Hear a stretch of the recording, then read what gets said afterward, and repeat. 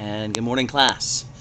We are in the next section of our little lecture here on second language acquisition. This week we're going to be talking about some differences and some issues related to age and acquisition.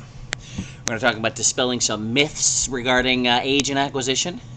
We'll talk about the critical hypothesis period. We'll do some neurobiological considerations, some cognitive, some affective, and some linguistic considerations related to age and acquisition, and then we'll talk about some related teaching methods for those interested in that. First, let's begin with some myths.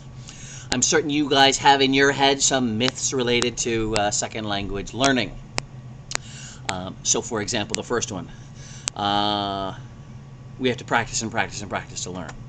Practice and practice and practice and practice and practice. Well, that's going to be a myth, depending on what you mean by practice. We're going to hit these as we go along, I think. No, we're not, so I better go into them.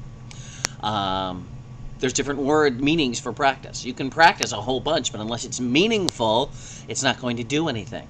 And if you have meaningful practice, the amount of practice you do goes way down. The problem that's happened in the past in teaching language is that you practice and practice and practice and practice with something that isn't meaningful to you. And so it just basically becomes something like rote memorization. It doesn't help. It doesn't go into long-term memory. Now, although I understand, there's the interesting issue of learning Chinese characters. Both the Chinese, the Chinese, the Koreans, and the Japanese all learn Chinese characters for reading purposes. And so, for example, I know in Japan they learned their characters until they're 18 years old, until they're out of high school. For people who use a Roman alphabet, 26 letters in the English alphabet, for example, learn that in first grade. Yay, you're done. Now, you work for a long time learning new vocabulary, but in addition to learning vocabulary in those Asian countries, they have to learn new characters. How do they do it? Yeah, you guessed it. Rote memorization. Practice and practice and practice and practice. So that's an interesting corollary to this quote-unquote myth. Certainly in our schools, we do a dismal job of learning language, and one reason is because we believe we have to practice and practice. It's got to be meaningful. Unless it's in some meaningful context, any practice is going to be very limited in its effect. Second, language learning is simply imitation. You simply listen, repeat, you know, back to Pavlov's dogs, back to what we had talked about in the earlier sessions. Not true. It's much more than that. There are a lot of things that are going on in the brain. There are a lot of rules that are being understood and ideas that are being coalesced in the brain that have nothing to do with simply imitating what somebody else says. It follows L1 progression, okay, that you learn first language the same way you learn a second language. And there are those in the research field who would probably agree with some of that. However, it does not follow the same progression. For a number of reasons. There are a number of other factors involved. Primarily, for second language learners that are older, you've got all this front cortex ability, the ability to reason, the ability to conceive of ideas, analyze, which little ones aren't able to do. So it's not the same. It's not going to follow the same progression. Another myth here is that you teach listening before you teach speaking. Concept, and I don't know if it's a concept that we will be covering eventually is something called forced output production. And with forced output production, with people who have, again, cognitive abilities, you force output right away. Well, that worked, didn't it? Forced output production.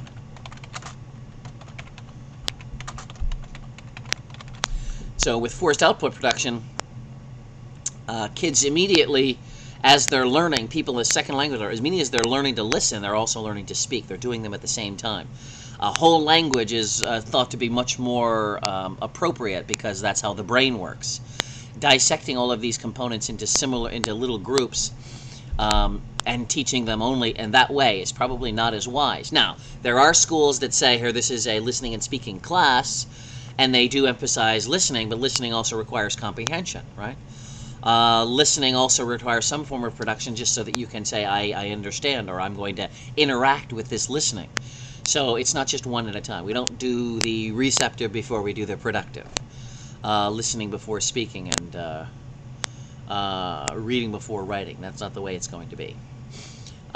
Kids don't translate. Why should adults? So a kid who's learning a first language and then trying to learn that second language, they're not just learning it via osmosis. Little monsters, just like big monsters, they do some translating in their head. Now, some of it they just kind of figure out, but they're thinking primarily as they're getting older and they're able to reason. They do translate. They do translate back and forth, and so adults should be able to do that as well. It becomes a crutch. It has to become automatic. You have to move it from focal to tacit knowledge, but that doesn't mean that you shouldn't have to do it, or you shouldn't do it. Kids simply use language. They don't study grammar. Partially, I would say, that's true. Little monsters don't study grammar because they don't have the capability to reason, to analyze. Now, when they start getting older, when they're 7, 8, 9, 10, they're starting to have that ability, and so they do start to reason. They do start to analyze. Why is it this and not that? But when they're littler, they don't have that capability. So when they're really little, okay, I can get some of that, right? But as they get older, right, as they learn that capability, they begin to do that. It's the way we are. And it's the way adults are. We have all of this ability that little kids don't have. We can reason, we can analyze, we can assess. And some language theorists want us to turn that off when we learn language. Why? It is another tool in the toolbox for learning language. We should be able to use that.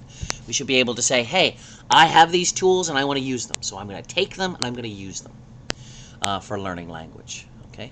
Last one, kids learn better than adults. Anybody agree? Hey, I agree, yay. No, kids don't learn better than adults. In most respects, there's probably only one area, we'll talk about that later, where kids don't. There's a lot of myths here regarding language learning. We're going to try to hopefully answer these in more detail as we go on through this chapter. All right. One theory related to this is the quote-unquote critical hypothesis period. The critical hypothesis I can't do it. Hypothesis period. I can't even believe I said it wrong. The critical period hypothesis. There's a biological timetable for learning language. Okay, so that little monsters, when they're younger, they reach a critical age. There's a critical age at which they're not going to be learning anymore, or it's going to be harder for them to learn, or there's going to be disadvantage to them. Is it better to learn before puberty? Again, in some respects, I would say yes, because of the added proteins. Also because of the less frustration and more time available. But the critical period suggests that there's a time frame for kids to learn. And once they get beyond that time, it's going to be more difficult for them to learn a second language. Not necessarily so, says later critics. The critical period impacts what aspect of language learning? Okay. You can learn language. You can learn syntax. You can learn lexicon. You may not be able to learn accent. Okay. The critical period most definitely impacts accent. Okay. It doesn't impact your ability to learn the lexicon or the syntax databases. So it shouldn't impact any of the other areas as well, listening, reading, or writing. Although production does have small impacts, writing and or speaking. But it's not because of the lack of language, it's the accent that's changed. And that all has to do with our lovely little proteins. Proteins, baby proteins, right? Neurobiological considerations. Okay, so let me finish up here with this critical period. In one sense, this is very much true. You've got a lot of proteins that you wouldn't have when you get older. But those proteins aid you primarily in minor areas of language learning. Is it better to learn it before puberty? Probably, but there are other considerations other than proteins that are involved here.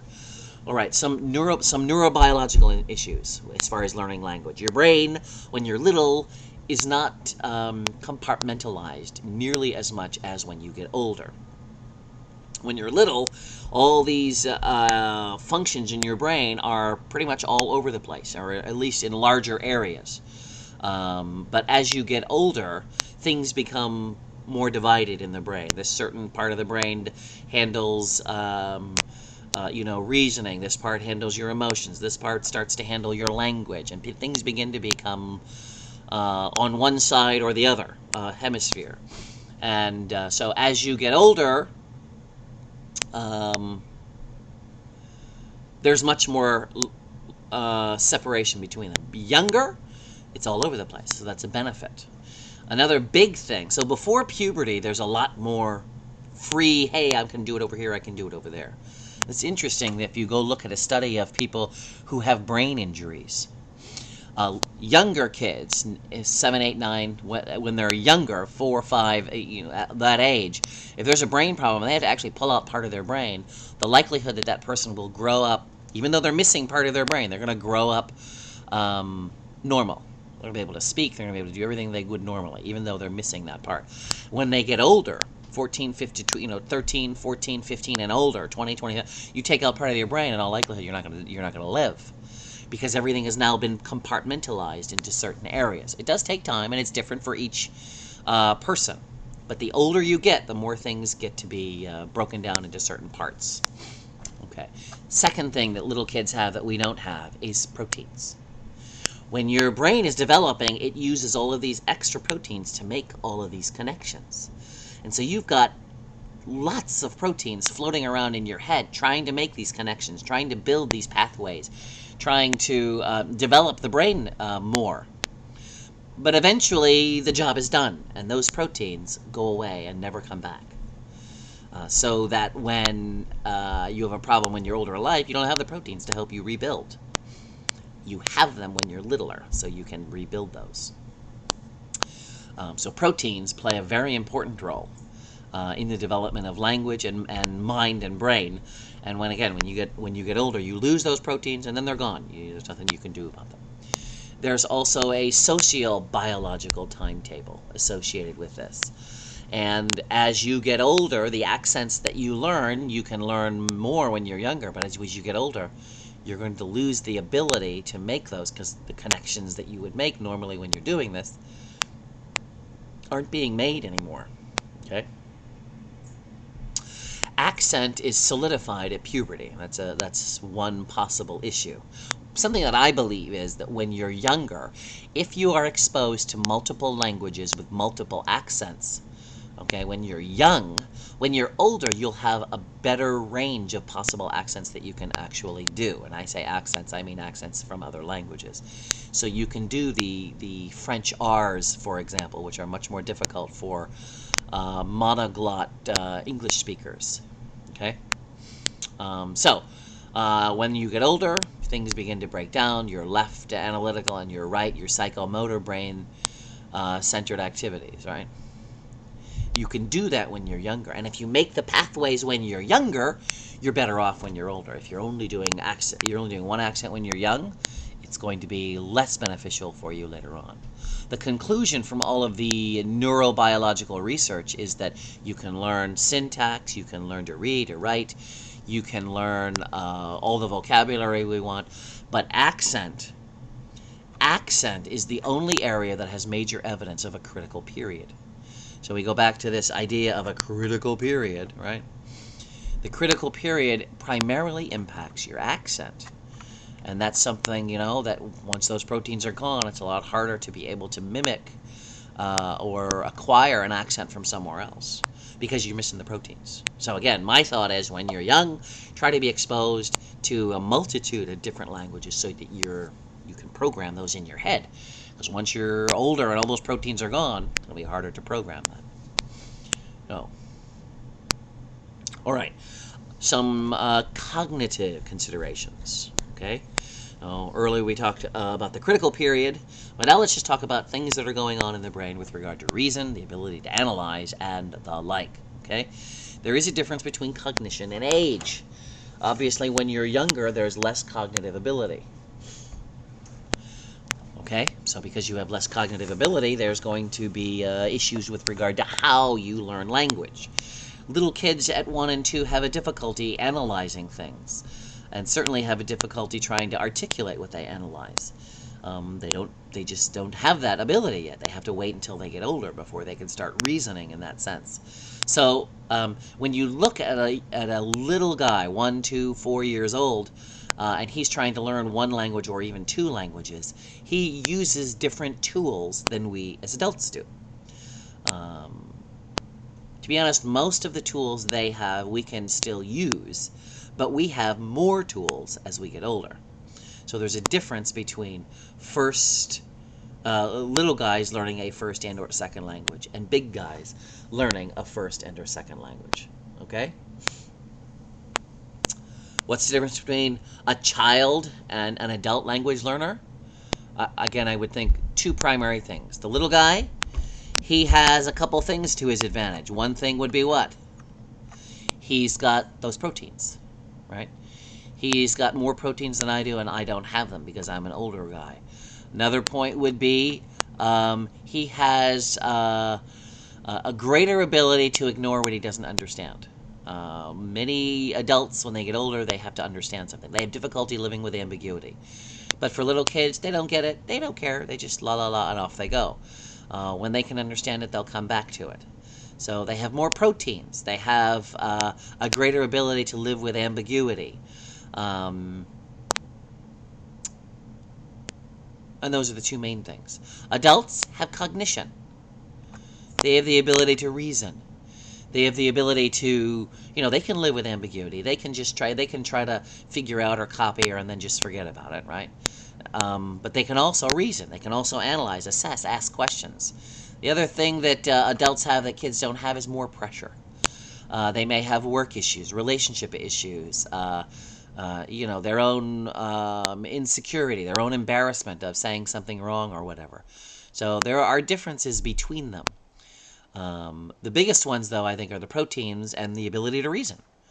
And so we as teachers should take that into account. We as language learners should take that into account. I have more tools to learn than a little guy, but I also have more barriers that I need to overcome. And I don't have the proteins, but they do. All right. Let's take a look at these that I have on my list here. Children do not have the access to cognitive abilities that adults have. I've already mentioned. Children are better at implicit learning. In other words, they don't know exactly. They just kind of figure it out. They kind of do by osmosis. Okay, so adults overuse the left brain. Okay, adults can use the left brain, the analytical side, to learn language, but sometimes they overuse it. They rely too much on analysis and trying to figure things out logically and rationally, and less on, hey, let's just figure it out. Let's just go with the flow. And they have difficulty sometimes when they can't let it go. They can't live with that ambiguity, right? And so sometimes their actual strength, right, being able to use their cognitive abilities, can also be a weakness to them because they rely on it too much. Okay. Equilibration is the progressing organization of the interior knowledge in a stepwise fashion. And really all that this is saying is the brain, as it gets older, we have more lockdown in certain areas and certain organizing of the brain. Okay, things begin to lock down in certain areas more as you get older. And again, that can be a plus, but it can also be a minus, right? Next one here. Adults are better at rote learning. So they can push themselves to memorize something. Unfortunately, rote learning is more useful in short-term memory. Not always, but it's more useful in short-term memory. And it's interesting that a lot of classes, not all, but a lot of language classes use short-term memory activities. And that's one reason why people don't remember language when they're done with it. It's funny that you can probably remember things like the first phone number you ever had in your house. Or if you drive, the first license plate you ever owned in a car. Or, those kind of... And for some reason, you just remember them from many years ago.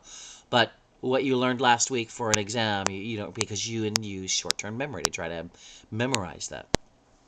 And that's what we want to try to avoid. We want to try to put meaningful information that we want to try to memorize and put into practice so that it's important to us, not important just for a grade. Adults appear less successful at language learning, not because of ability, but because of teaching method. And again, I would agree with this. We have the ability. Something I always tell to my language learners, are you telling me that you are not as smart as my 3-year-old son? My 3-year-old kid, he can learn language. Why can't you? You should be able to. And it's true. The problem is in the belief of the language learner. There are so many people who believe they can't do it, therefore they don't try, and then they fail. Or they think, well, I'll give it a try, and the method they use to learn is unsuccessful. My friends, language learning is not difficult, but it takes time. And because it takes time, you're going to have to practice. You got to work at it. And you do need to have meaningful language learning. So they're not worse language learners. In my opinion, they're better language learners, but they give up too quickly. Carroll, I think it was in the 1960s, had research on language learning in the classrooms, and he discovered that everybody learns language. Anybody who goes into a language class will learn. The problem is people don't come back for the second year or the third year. They give up, okay, for a number of reasons, I would assume. Some of that being the teaching method, the way the class is taught. It's too boring, it's not interesting, it doesn't appeal to my practical needs, and so therefore I'm not interested, therefore I'm not going to learn, and I don't come back. I don't come back. So I liken this to people who used to study things like piano. You know, I ask you guys, how many of you play piano? How long did you play for? Well, somebody who's played for 6 years, hey, they're pretty good. 6, 7, 8 years. Then you got people who studied for a year, and they're kind of good. Then you got the people, you know, like me. I studied for a whole 2 weeks, and you know, I'm having difficulty playing chopsticks because I didn't continue. Okay, the method is one thing. The length of time that you do it as well. I mean, for a kid to get a fairly good grasp of language, they have to study 4 years. They have to be alive 4 years. 4 years of interaction. All right, you're going to study 4 years, 24/7? Maybe not 24/7, but every day? That's what they're doing. You can do it much faster than that. We'll look at the hours in a little bit. But one of the primary problems is not their ability. It's the teaching method that they employ and or motivation. Okay? All right, some affective consideration. Okay, and affective here, for a lack of a better word, is the emotional state of people when they are trying to learn a language. For some, it might be their empathy, how they feel toward others, right? How they feel toward the situation. It may be their self-esteem. They may believe that they can't do it. They're not good enough. They're not smart enough. It may be how outgoing they are, their extrovertism. Some are very outgoing. Okay, and by outgoing, they're probably more risk takers. They're more taking a chance at reaching out to other people. It may be their inhibitions, their fears that prevent them from going out and trying. Okay, it could be their imitations, how well they can mimic someone when they're trying to learn language. It could be their anxiety. How much are they worrying? What are they worrying about? And again, we go back to kids. What do they worry about? Nothing. That's a problem they can get rid of. They don't have to worry about it. Could be their attitudes toward the country they're in. It could be the attitudes towards the language they're trying to learn. Could be the attitudes of their own country. Oh, mine's so much better than yours. I don't want to learn yours, right? It could be patience. Okay? Could be someone who is very good at waiting and they can learn as they go. And then there are those who say, I hate waiting. So they don't want to learn. Okay? So it could be endurance. What's the ability that you have to endure? To keep trying and keep trying to figure out and keep trying to play with language and enjoying the situation. Other people, it's like, too much work. I don't want to deal with all this. I quit. Could be peer pressure. Pressure to continue using your own language or pressure to use another language. It continues to amaze me that when I see a group of Japanese who come here to the U.S., invariably they speak in Japanese. They don't want to, in front of each other. Right? They don't want to use English because it's a peer. I think that's my thought. It's a peer pressure thing. Oh, I have to be like. I don't want to look. I don't want to stand out. They're going to look and think bad of me. Therefore, okay. It could be the second identity issue. It's interesting that when you learn a second language, oftentimes you have a second personality. Your personality is different in the second language than it is in the first language. It sounds strange, but very often you see this characteristic where some people in their native language are much funnier than they are in their second language, or vice versa. Or they're more outgoing in their first language than they are in their second language, right? So there's a lot of things involved. Some of these have more to do with older students than with younger students, right? I hope you see this. Peer pressure, extrovertism, that kind of thing. All right, question. If you were teaching 2 classes, your first class are 6 and 7-year-olds, okay? 6 and basically first graders. And your second class were 11 and 12-year-olds, basically 6th graders. How would you teach them differently? Think about this. What activities would you employ for the 6 and 7-year-olds that you wouldn't employ for the 11 and 12-year-olds? What do 11 and 12-year-olds have that 6 and 7-year-olds don't have? Okay, a lot of things that are going on here. 11 and 12-year-olds, they're just entering puberty. Yuck. Right? They're having to learn to live with a whole battery of issues that 6 and 7-year-olds do not have. Okay? So you're going to deal with them differently. There's a lot more self-esteem issues or peer pressure or, inhibitions in the older kids than there are in the younger kids. And how do you deal with that if you're trying to learn language and if you're trying to teach language? Okay? Well, I'm not going to go into the details here of how you would do the differences because nobody's here but me. So I'm going to move on. But it's something that you should be thinking about, right, with regard to some affective considerations. All right, next point here are linguistic considerations.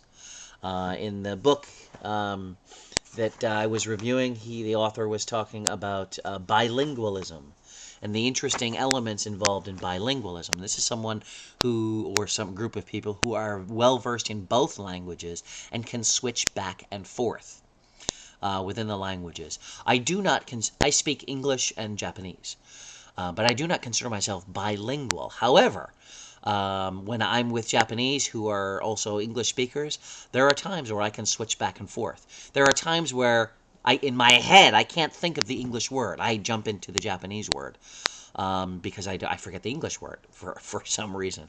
Or some phrase in Japanese makes more sense, has more meaning than the English counterpart.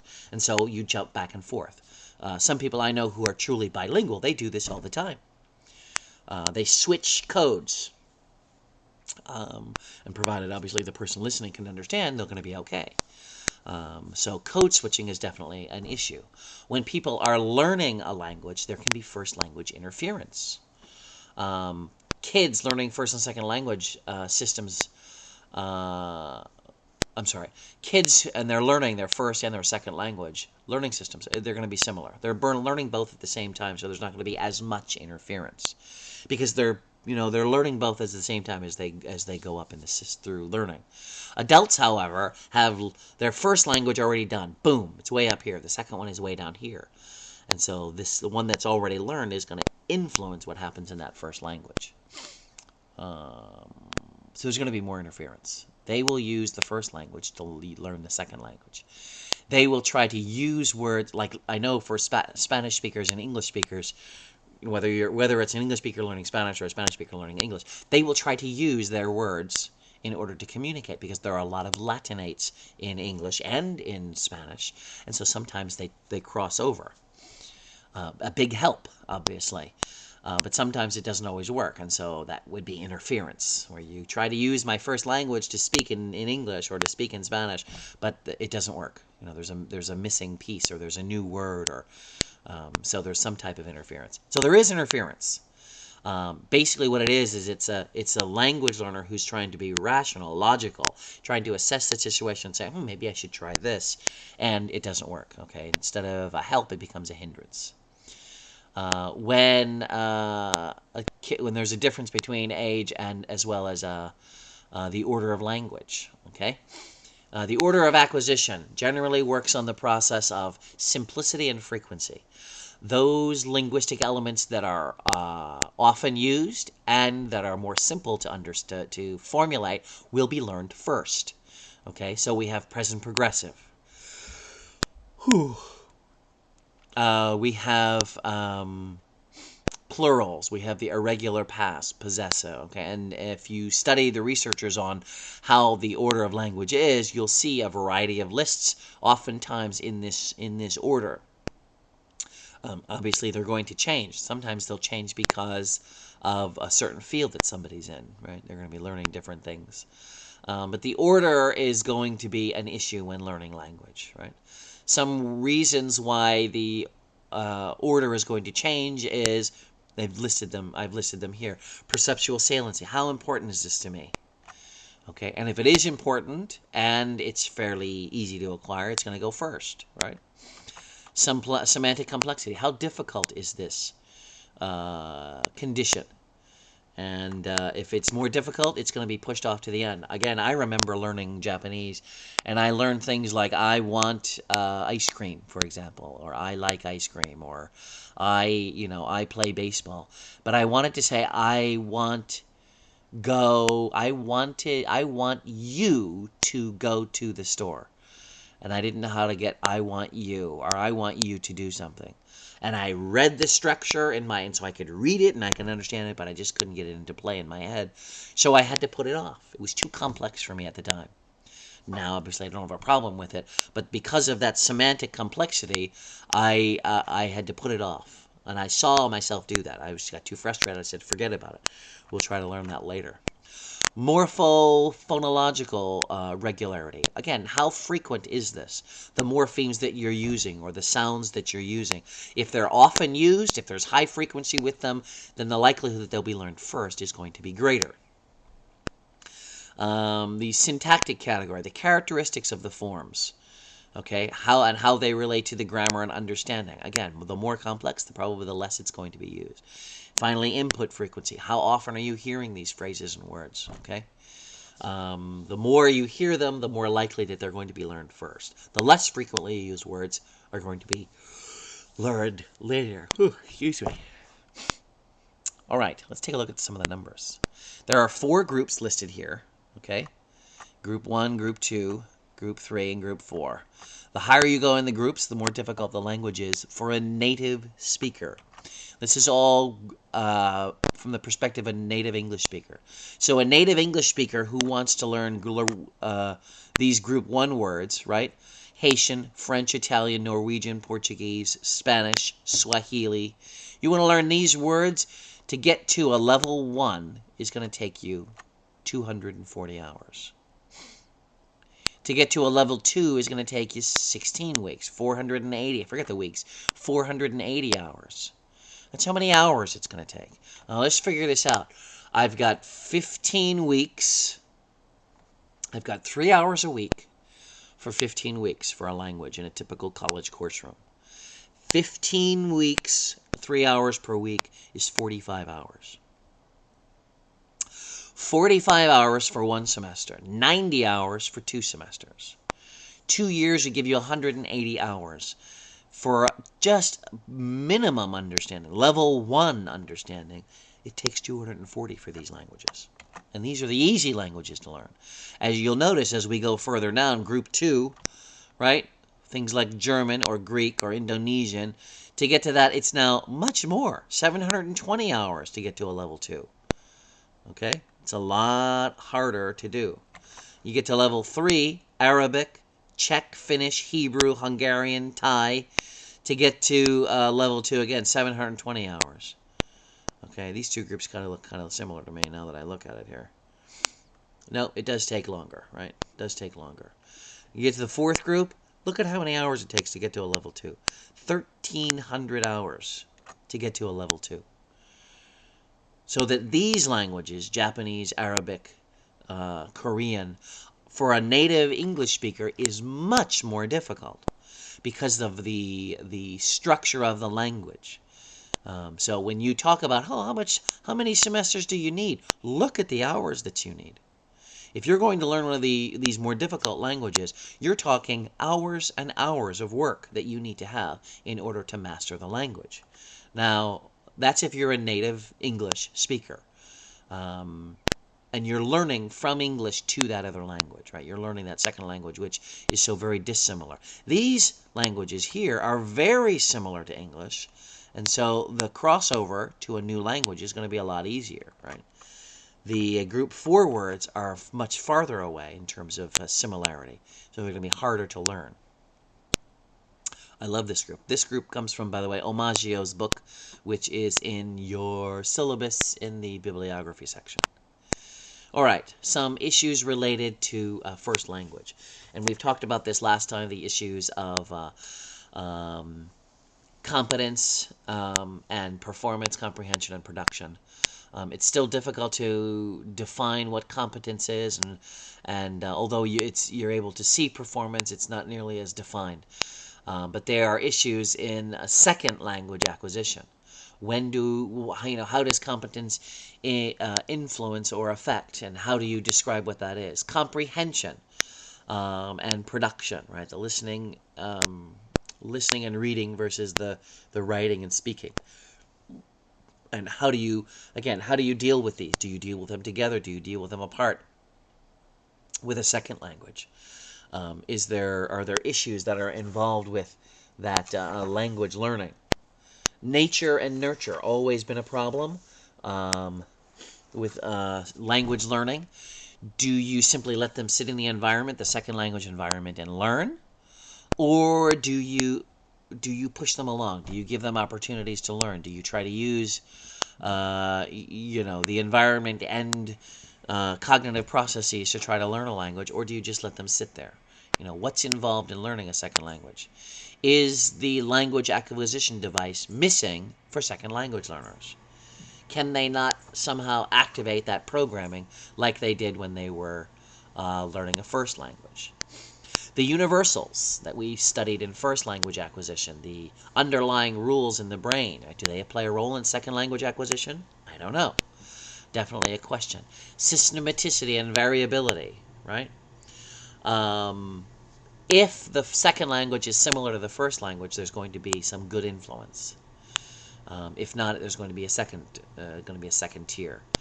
Next issue there: language and thought. How are thoughts stored in the brain? Are they stored in the brain as one storage system, or are they two storage systems? You have multiple words. I've got multiple words in my head for different language parts, or for different words. So for the word tightwad in English, I've got three words that I know for that, and in a couple other languages. Where is that information stored? Is the idea stored in one place and the language stored in different places, or are they all stored in three separate places? There was a movie years ago, and I forget the name of it. I should have looked it up first. About a secret military plane that was created by the Russians. And in the movie, the Americans wanted to steal it. The plane had a special helmet. You put the helmet on and you thought, and whatever you thought, the helmet did. So if you wanted to say turn right or shoot a missile or go down, and it would just do it. The only problem was you had to think in Russian. That was rather interesting. So they had to find some pilot to sneak into Russia and steal the plane, and that pilot had to know Russian in order to use the plane's advanced capabilities. Where is the information stored? Is the information just stored as an idea and language is separate? Or is the idea stored with language? Right? What's the cultural influence with regard to language and thought? To be honest, we don't know. It'd be great research, right? Imitation. Adults are less interested in imitation. You good little kid, they will imitate something they see over and over and over again. They like that. They like to mimic and imitate. Adults are less interested in copying what other people do. I don't know if I mentioned to you that silly story about my daughter who was watching Toy Story over and over and over again, and she happened to have a little what was his name? Not Buzz, the other guy. Woody. Happened to have a little Woody doll. And after she watched the movie several times, she went off to play with her little Woody doll, and I peek into her room, and I look in, and there she's got the little doll sitting right there, and she's yelling at the doll. "You are a toy," she says. She's imitating. And she had fun doing it. Adults are less interested in doing that, so what do we do with that element? Practice and frequency. It's not necessarily, I take that back, it's not the amount of repetition, although there is a certain amount that is necessary. More importantly, it's the meaningfulness of the repetition. How meaningful is it that you say, you are a toy type of thing. And if it's a meaningful repetition, you'll do a lot better with it. So those are some of the first language issues. How to answer them, I'm not necessarily sure. Let's look at some related methods for learning/teaching language. One related method is total physical response. Total physical response is where students hear and or say something in the target language, and at the same time they do it. Think of it this way. Simon says type of deal. You're working with your students and you say stand up, and then they stand up. You say sit down. You say, go touch the piano, and they go and touch the piano. Open the door, and they open the door. Anything that you tell them to do, any action that's there, they not only say it, but they also do it. Okay, their whole body is involved. It's a total physical response to what's going on. Now, initially, they may not even have to say anything, but they're doing what you say. And this way, they're learning language, okay? They're getting that reception, but not necessarily the production. And that's total physical response. Does that work well with kids? Oh, they love it. There are so many things that you can do with TPR with little kids. What about adults? Does that work well with adults? Well, not nearly as well. There are a lot of adults who are like, okay, I understand, you don't have to make me get up and go open the window type of deal. They're a lot less playful in that sense. So that's TPR. The next one here is The Natural Approach by Krashen and Terrell. You should know this already. If you don't, let's take a quick look at The Natural Approach. Natural Approach, Learning Hypotheses. This is a theory of language learning, second language acquisition theory. This is one that we're going to look at. There are 5 parts to this, so let's take a look at these 5 parts. The first one here is the acquisition learning hypothesis. Language acquisition, and what is language acquisition but an unconscious process developed through using language meaningfully. Okay, it's unconscious. In other words, it's nothing that I do consciously, right? Language acquisition is different from language learning, which is a conscious act. And language acquisition is the only way competence in a second language occurs. Did you hear that? You've got your language acquisition, okay, that's unconscious process. In other words, I consciously don't play a role. I cognitively don't play a role, okay? And then you have language learning, which is the cognitive, active, I'm actively involved part of the game. And language acquisition is the only way competence is learned in second language. That's this first point. Second point, the monitor hypothesis. Conscious learning operates as only as a monitor or an editor that checks or repairs the output of what's being acquired, okay? So the monitor hypothesis is that as you're saying, as you're doing, as the other things are happening, it monitors, it listens and checks up on, okay? And he's calling this conscious learning. So you hear something and you say, that doesn't sound right. That would be this monitor hypothesis. The natural order approach. The grammatical structures are acquired in a predictable order and does little good to try to learn in some other order. So you should find out what that order is and use that approach. And there are differences as to what order you should be using, although generally it's pretty much decided that it's going from simple to complex and from less frequent to from more frequent to less frequent. So we're pretty much good on that. There is a natural order. Number 4, the input hypothesis. People acquire language best from messages that are just slightly beyond their cultural competence. Okay, and what he means by that, the phrase that he uses often is I equals 1, I plus 1. We have input plus a little more than what you already understand. So the I plus 1 principle is basically your input hypothesis. I want to go a little slightly beyond what they understand so that they can figure that out. So if I'm doing the natural order hypothesis, I want to find the next step for them to try to understand. Okay, you give them a little more than what they have. Okay, and then lastly is the affective filter. The learner's emotional state can act as a filter that impedes or blocks language acquisition. So with language acquisition, I'm sorry, with the affective filter, I would probably disagree at least somewhat with this, in that if it's too high, the language acquisition filter is too high, all right, I want to do something about it. But if it's too low, it's also not interesting. Have you ever been in a class that's been so easy you're bored to tears, and so therefore you get a bad grade? There are students who are out there. The filter is too low, right? I need to have it high enough so that I can challenge them, but not so high that they feel like they're being drowned. Which means you as a teacher need to notice what's going on so that you can adjust that filter. Okay, so those are the 5 components, right? We've got the acquisition learning hypothesis, the monitor hypothesis, natural order hypothesis, the input hypothesis, and the affective filter hypothesis. Those 5 equal the natural approach from Krashen and Terrell, and you should learn those, make sure you understand them, put them in long-term memory, please. Because this is going to help you understand how some people view language learning. Okay? This is just one approach. We are hopefully going to look at some other articles related to this that challenge this approach, and rightly so, in my opinion. But